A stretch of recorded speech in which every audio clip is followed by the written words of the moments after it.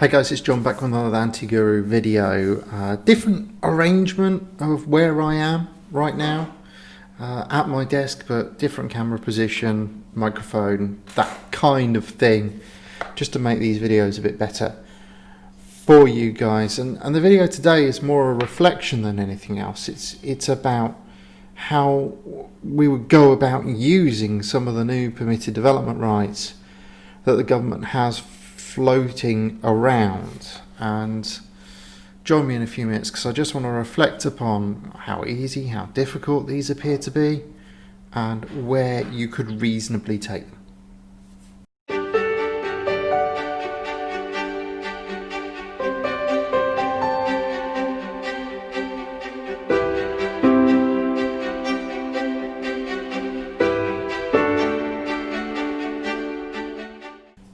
Right, so let's start with the changes to use classes first. Now I've got on another screen here the use classes order as it now is, with E, B, C, F and sui generis uses.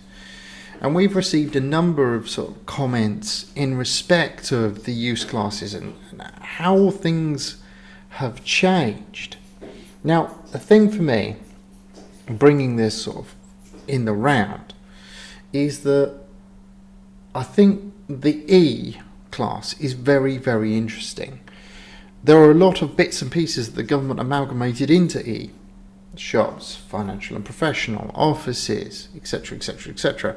And the problem with that is that there are a lot of unintended consequences from that. I've been looking at clinic uses, for example, that are ordinarily governed by policy, and now we've got a permitted change that erodes the point of the policy. What it does is it says, well, you know, you can take a clinic and you can turn it into something else. So how do you protect the clinic? You can't impose an Article 4 direction because Article 4 is against changes of use under permitted development. You can't do that. This is a non-material change of use. It falls outside of the definition of the Planning Act. So how do you protect the clinic? I think that is quite interesting, quite difficult maybe to arrange around. You also have some interesting questions about, you know, what's happened to the sui generis uses, because pubs and hot food takeaways have dumped themselves into the sui generis uses, and people read that as one use class, so they've been saying, oh right, I can convert a pub now to an HMO. No, that's not how that works. Sui generis means to himself, to themselves, to ourselves, and basically describes uses that don't fall in a use class, so you automatically need planning permission to go in and out of them, even if it's to another sui generis use. So pub needs planning permission to go to takeaway, both sui generis, both requiring planning permission. Interestingly, we were talking in the office about how they're not included within the local communities category, which is quite odd. I mean, why have a local community use and then not impose pub into that local community bracket when the government said these are community uses and then they're not community uses? It's all very disjointed, isn't it?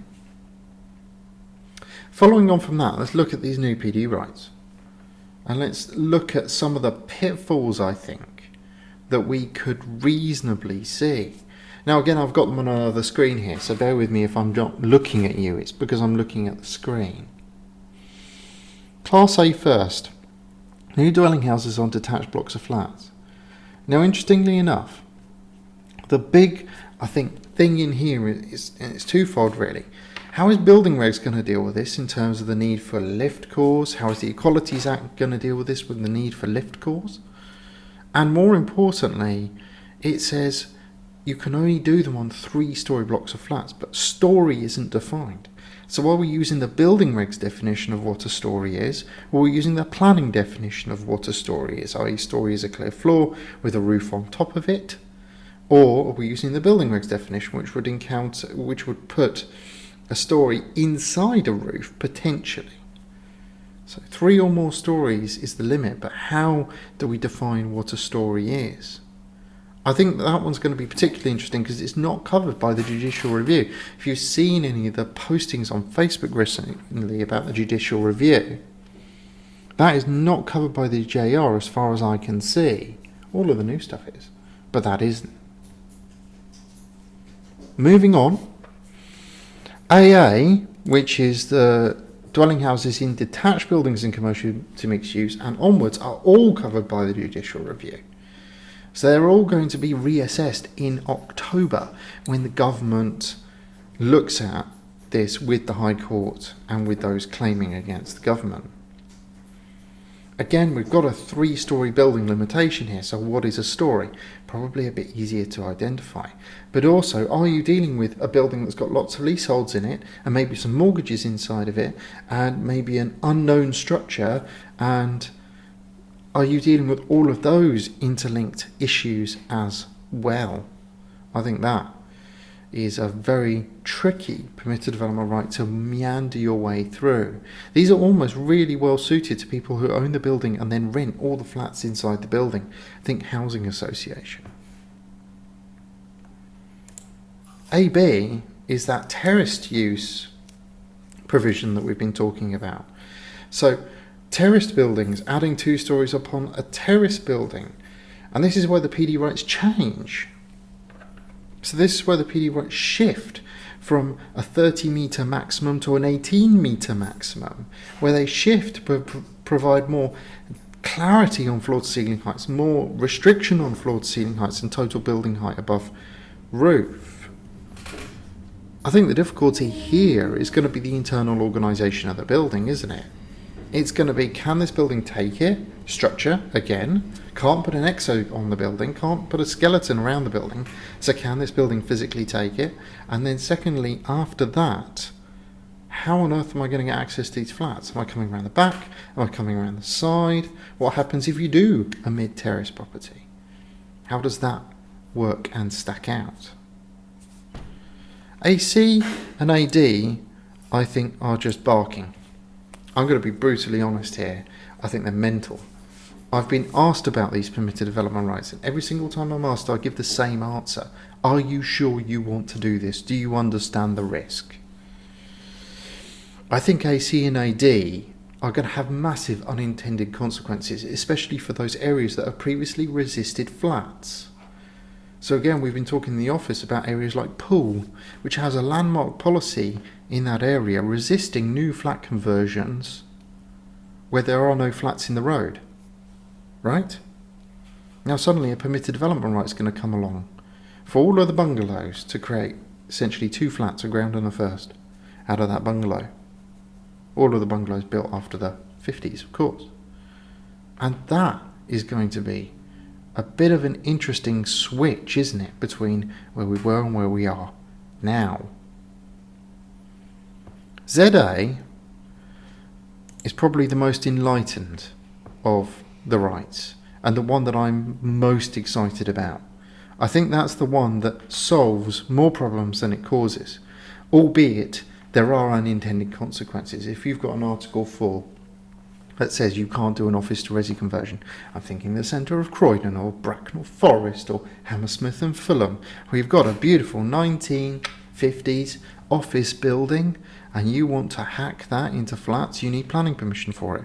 Or you can save yourself a lot of the heartache of trying to work out what's going on inside that building, knock it down under the prior approval and rebuild it as flats and completely circumvent the Article 4. I can see a lot of those Article 4 authorities rewriting at speed their Article 4 directions in order to get back control. It's weird, this is almost like the Brexit version of permitted development. We're taking away control and then we're asking the councils to take back control via Article 4, but only after this magic 9-month period has passed where all hell breaks loose. On reflection, right, and I've talked about all of the permitted development rights now. There are 6 videos behind this one talking about all the changes. On reflection, these are tough. They're hard to get to. They're hard to make work. They're hard to function well.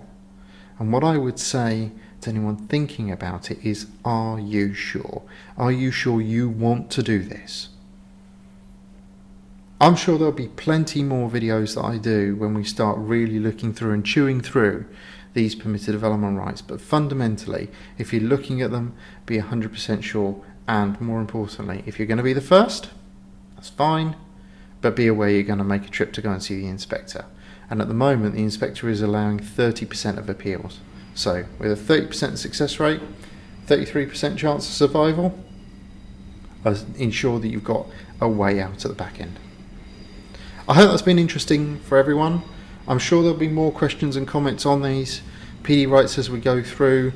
And do leave questions, because what I might do is wrap all the questions up inside a lovely big sort of Q&A session that I do at some point in time here on the Anti-Guru. Have a great day. I'll see you very soon.